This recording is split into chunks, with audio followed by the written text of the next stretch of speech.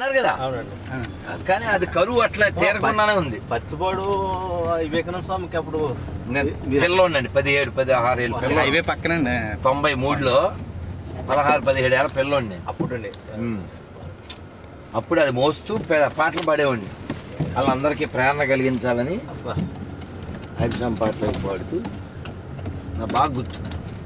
93 ఎప్పుడు వెళ్ళినా గుర్తు చేసుకుంటా. వెళ్ళిపోతున్నారండి సొంత ప్యానల్, మా ఏమో అరువు ప్యానల్.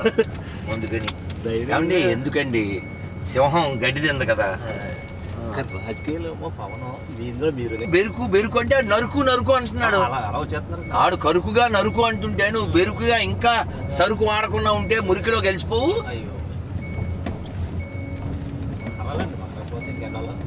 మారపోతే మారణ హోమంలో పోతావు. ఇది మన దేశం.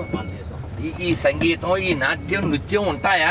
గొర్రెలు పెరిగిపోతే, ఇస్లాం పెరిగిపోతే ఉంటాయా? సిగ్గుండాలి.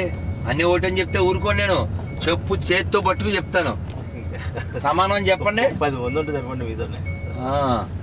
మీ వీడియోస్ డైలీ చూస్తుంటామండి.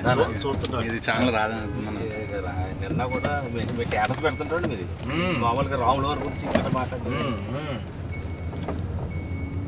అంత గట్టిగా ఖరాఖండి ఎందుకు చెప్తానంటే, అందరూ కమలాసనలు అయిపోతే ఎలా చెప్పండి? కమలాసన్ మస్తు షేడ్స్ ఉందరా. ఆ షేడ్స్ ఎక్కువైపోయినాయి మనకి. మన వాళ్ళకి షేడ్స్ ఎక్కువైపోయినాయి. సార్ ఇప్పుడు పెదగప్ప గారు, ధైర్యం ఎప్పుడు వస్తుందో చెప్పనా? నీ దగ్గర 2 లేకపోతే వస్తాయి, 1 ఉంటే వస్తుంది ధైర్యం. అదే ఇప్పుడు ఉదాహరణకి వాడు పుట్టుకు తేడా ఉందనుకోండి, మీ నాన్న ఎవరు అంటే గోక్కుంటాడు. ఇప్పుడు గొర్రెలు వాళ్ళ నాన్న పేరు ఎందుకు చెప్పు? ఇప్పుడు వాడిని వాళ్ళ నాన్న పేరు అడిగితే ఎందుకు చెప్పట్లేదంటే, నేను అంతకుముందు స్టేట్మెంట్ ఇచ్చా వీళ్ళంతా మనకే పుట్టారని.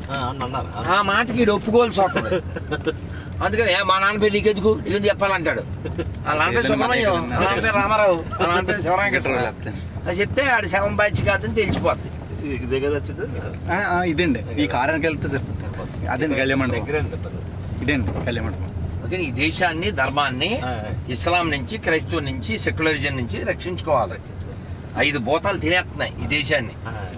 సెక్యులరిజం భూతం, ఇస్లాం, క్రైస్తవం, కాంగ్రెస్, కమ్యూనిస్ట్. ఈ 5 భూతాలు, ఈ 5 భూతాల నుంచి రక్షించాలి. లేదా మనం పంచభూతాల్లో గెలిచిపోతాం. చూసుకోండి. స్వామి వివేకానంద కంటే తోపులు ఎవరున్నారు? అల్లూరు కంటే తోపులు ఎవరున్నారు? దగ్గరికి వెళ్ళిపోవచ్చు.